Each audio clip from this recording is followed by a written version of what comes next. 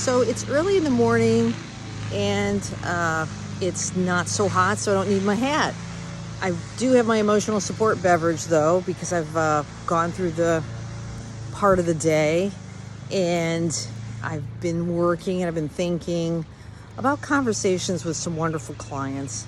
And one really resonated with me and stuck with me a lot. And she said, I've tried so many things. I've done so many diets. I've done so many programs. I just don't want to be in some other fad and then gain all the weight back. And I remember being on this like carousel of despair. And that phrase is from the Wu Wei teaching YouTube, which is an excellent channel. And it reminds me a lot of the teachings of Jerry Wise as well. And Jerry Wise's channel is awesome about why is it okay to just beat ourselves up. So the carousel of despair is, I've been fat for so long. Every diet I try, I gain it all back. I don't have any willpower. I can't stick to a diet. There's something wrong with me. My childhood sucked. I don't know. I just am wired differently. My brain's wrong. Something's wrong with me.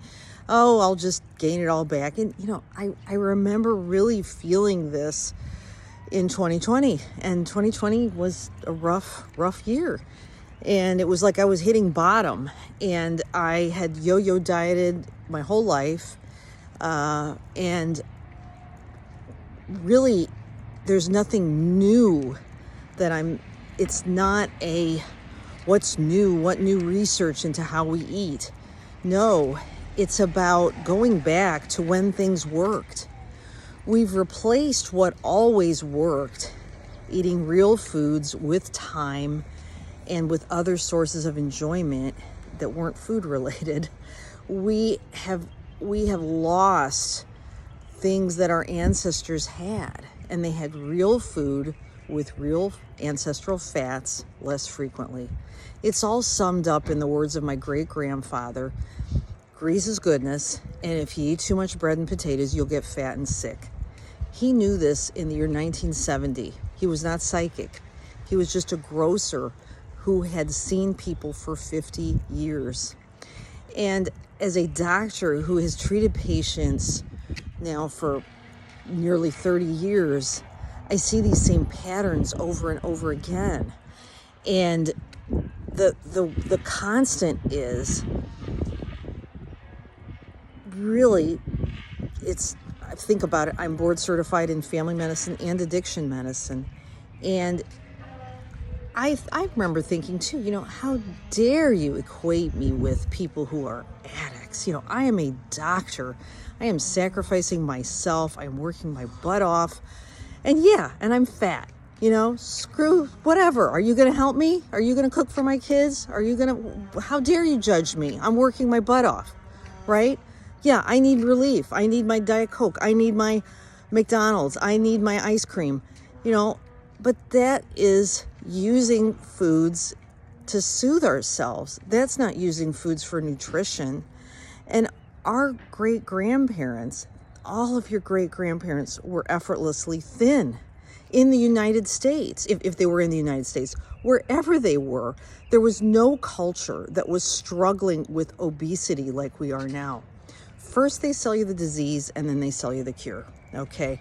So the disease was sold to us in the 60s and 70s when they took the fat out of our food. And satiety. Satiety is that full feeling you have when you've had a meal and you would never compulsively eat steak or eggs, or butter, right? Those foods have satiety. There's a signal in your brain that says I'm full, but there's always room for Jell-O. There's always room for another slice of pizza. There's always room for chips. They know these things are addictive, and they are addictive. There's nothing wrong with you. We're just in a gauntlet. We are living in a gauntlet of something so unnatural. No human being has ever lived in this environment. And so I want you to just challenge yourself. I'm not saying you're not worthy of medication-assisted treatment for your for regaining our health. And I think about that in addiction. People would say, God, I just need methadone. I just need Suboxone. And they did. They needed something to quiet their mind so they could, they could take in things. They could do work on themselves. And I'm not judging anybody that is on medication, and medication is often a very needed part of the journey. And it was for me for a while as well. So there's no shame in that. However, the problem is we give our power away. We get on this carousel of despair, and then, the meds help, but they cannot fix a life that is out of balance. And, our food drives are in our limbic brain, and that's the same childlike brain that has enthusiasm, that has fun, that has enjoyment, that has connection. We don't want to shut down our limbic brains to the point where we're just zombies, So we have to work with our brain. We have to, changing your brain game. One of my clients today said, I'm changing my brain game. And that's it. My game around food would be, I've been denied so much. I've worked so hard. I deserve this cookie. I deserve this ice cream. The only problem is my health I was dying. I was getting diabetic and I was dying. That's the only downside. And there was no room for me in this life. It was totally out of balance. So I'm not telling you what to eat, but I'm telling you, you have genes that are not doing well in this environment. And hey, who does? Again, we're in a rainforest. There's a cactus. The cactus is dying. The palm tree's doing fine. Oh, gee, the cactus is just defective. Let's just give it a bunch of meds and tell it to shut up. No, let's build a globe around the cactus. Let's change the cactus's environment. You would never condemn a plant for dying. You'd say you're not feeding the plant the right stuff. And there's no new right stuff. There's old right stuff, because the cactus adapted to its environment. Our bodies, grew. Our ancestors adapted their food ways to the environment, to what grew in the environment. And people, they learned over thousands of years how to feed a family. We never asked the doctors what to eat.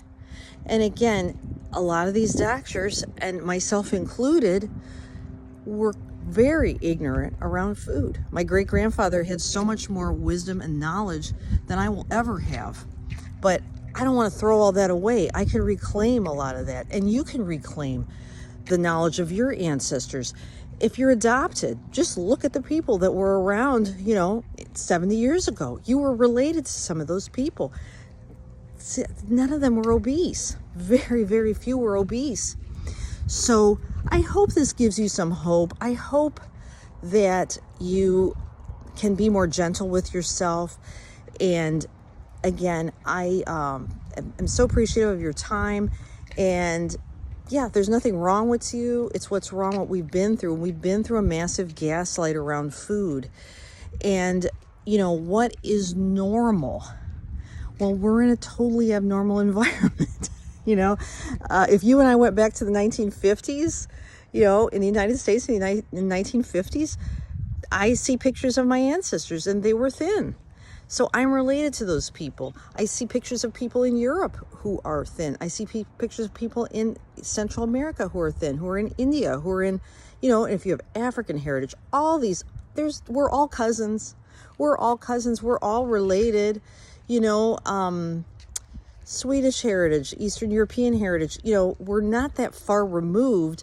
However, our traditions grew in the climate where the plants and the animals grew, right? And there was never a culture of people that were suffering from obesity until now, right? Because now we have processed food constantly at the click of a mouse. We can order that. That's so unnatural. And again, we pretend like we're cyber beings, like it's just a video game, but we are analog flesh and blood creatures that are part of nature. And I think that's just the other constant. If I can't pronounce the ingredients, if I don't really know what this is, it doesn't belong in my body, right? And you wouldn't feed your dog stuff that you don't understand either. You know, I was thinking about that. You know, well, I'm thinking about it, but as my dog got older, I really tried to feed her homemade dog food because I thought I want to give her the best, you know, and you deserve the best. We are awesome. And I hope to see you in the next video. Talk soon. Bye-bye.